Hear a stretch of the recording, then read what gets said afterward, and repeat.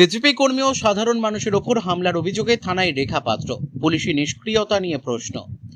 হিঙ্গলগঞ্জ বিধানসভা এলাকায় রাজনৈতিক উত্তেজনা আরও বাড়ল বিজেপি প্রার্থী রেখা পাত্রের থানায় যাওয়াকে কেন্দ্র করে। এলাকার সাধারণ মানুষ ও বিজেপি কর্মীদের ওপর হামলার অভিযোগ তুলে পুনরায় হাসনাবাদ থানায় অভিযোগ জানাতে হাজির হন তিনি। অভিযোগের সূত্রপাত কয়েকদিন আগের একটি ঘটনাকে ঘিরে। হিঙ্গলগঞ্জের হাসনাবাদ থানার বালিয়াডাঙ্গা এলাকায় সুব্রত মণ্ডল নামে এক স্থানীয় বাসিন্দাকে মারধরের অভিযোগ ওঠে তৃণমূল প্রার্থী আনন্দ সরকারের অনুগামীদের বিরুদ্ধে। জানা যায়, ওই এলাকায় দলীয় প্রচারে গিয়েছিলেন আনন্দ সরকার।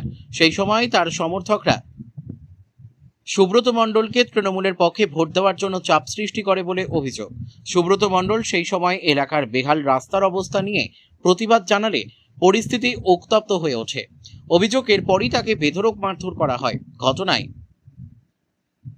আহত সুব্রত মণ্ডল হাসনাবাদ থানায় লিখিত অভিযোগ দায়ের করেন। তবে অভিযোগ এতদিন পেরিয়ে গেলেও পুলিশ কোনো দৃশ্যমান ব্যবস্থা গ্রহণ করেনি।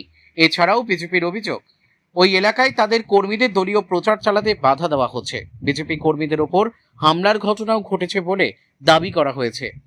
এই দুই অভিযোগকে সামনে রেখেই হাসনাবাদ থানায় যান বিজেপি প্রার্থী রেখা পাত্র। থানায় গিয়ে তিনি জানতে চান, সুব্রত মণ্ডলের ওপর হামলাকারীদের বিরুদ্ধে এখনো পর্যন্ত কেন কোনো আইনি পদক্ষেপ নেওয়া হয়নি। পাশাপাশি বিজেপি কর্মীদের ওপর হামলার ঘটনায় পুলিশের নিষ্ক্রিয়তা নিয়েও প্রশ্ন তোলেন তিনি। গোটা ঘটনাকে কেন্দ্র করে রাজনৈতিক চাপানোতর তুঙ্গে উঠেছে এলাকায়, আর আইন শৃঙ্খলা পরিস্থিতি নিয়ে নতুন করে উদ্বেগ দেখা দিয়েছে। বসিরহাট থেকে প্রদীপ সরকারের report, big news Bangla. Khanpur যে আগামী গত যে 13 তারিখে যে আনন্দ সরকারের যে পথযাত্রা নিয়ে বেরিয়েছিলেন, সেই পথযাত্রায় উপস্থিত থেকে আনন্দ সরকার নিজে উপস্থিত থেকে প্রচার করছিলেন এবং সেই সময় ওই ভাইকে বলা হয় যে এবারের ভোটটা তৃণমূল সরকারকে দিতে, অতএব আনন্দ সরকারকে দিতে। উনি বলেন যে রাস্তাঘাটের বেহাল দশা, আমরা কি দেখে ভোট দেব। সেই কথার উপর ভিত্তি করে ওনাকেও মারধর করেন এবং ওনার বাবাকেও মারধর করেন এবং হুমকি দেন ওনার বাড়িঘর লুটপাট করবে, বাড়িঘর পুরি টুরি দেবে, এরকম কিছু হুমকি দেন। এরকম হুমকি দেন দেওয়ার পরেও ওই মুহূর্তে ওনারা ওখান থেকে হুমকি টুমকি দিয়ে মারধর করে চলে যান। যাবার পরে উনি তো থানায় এসেছিলেন, থানায় এসে কমপ্লেন করেছে। কমপ্লেন করার পরে রিসিভ করেননি। 14 তারিখে সকালে আবার ওনাকে মনে হয় থানার থেকে ডেকে পাঠান। উনি হয়তো এই কমপ্লেনের ওপরে সই করতে ভুলে গেছিলেন। সইটা করার জন্য, সই করার পরেও কিন্তু ওকে রিসিভ দেওয়া হয়নি, না 13 তারিখে দেওয়া হয়েছে না 14 তারিখে দেওয়া হয়েছে। অতএব আজকে উনি বাধ্য হয়ে আমার কাছে উনি অভিযোগ করেছেন যে দিদি, আমি কমপ্লেন করলাম, যাদের বিরুদ্ধে, যারা আমাকে মারলো, আমাকে হুমকি দিল, আমার বৃদ্ধ বাবাকে মারলো, তারা কোনো শাস্তি পেল না। তারা আবার আগামীকাল সকালে এসে আমার বাড়িতে এসে হুমকি দিয়ে গেছে যে আমাদের নামে কমপ্লেন করেছো, কমপ্লেন তুলে নাও, আর তোমার বাড়িঘর লুট করবো, তোমার বাড়িঘর পুড়িয়ে দেবো এবং তোমাকে জীবনে মেরে দেবো। একদমই দেখুন, এখানে বিজেপি কার্যকর্তাদের শুধু নয়, টোটাল সাধারণ মানুষকেও এখানে প্রচারে লাভতে দেওয়া হচ্ছে না, হুমকি দেওয়া হচ্ছে বাড়ি বাড়ি গিয়ে।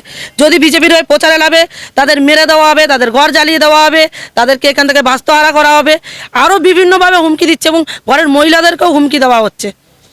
এখানে আজকে কি করবেন আপনি?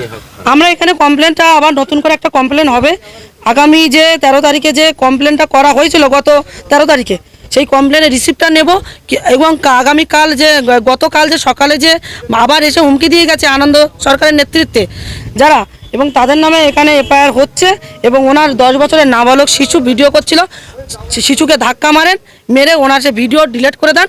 আমরা একজন নাবালক শিশুর গায়ে হাত তোলার জন্য আনন্দ সরকারের নামে আমরা যতটুকু আইনত পদক্ষেপ নেওয়া দরকার আমরা ততটুকু নেব এবং যারা এসেছিল তাদের বিরুদ্ধেও আমরা আইনত পদক্ষেপ নেব। আমরা শাস্তি চাই।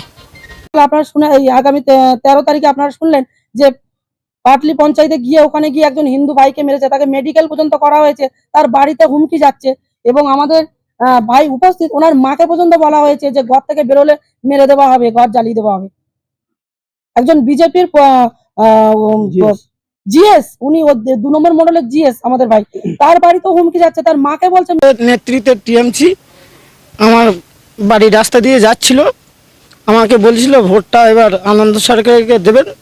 বাংলাদেশের রাস্তার যে পরিস্থিতি, ভোটটা কীভাবে দেবো, সেই উদ্দেশ্যে ওরা আমাকে গায়ে হাত তুলেছে। আমার বাবা আমাকে ঠেকাতে এসেছিলো, বাবা গলায় উত্তরি ছিল, থাকাকালীন বাবাকে মেরেছে।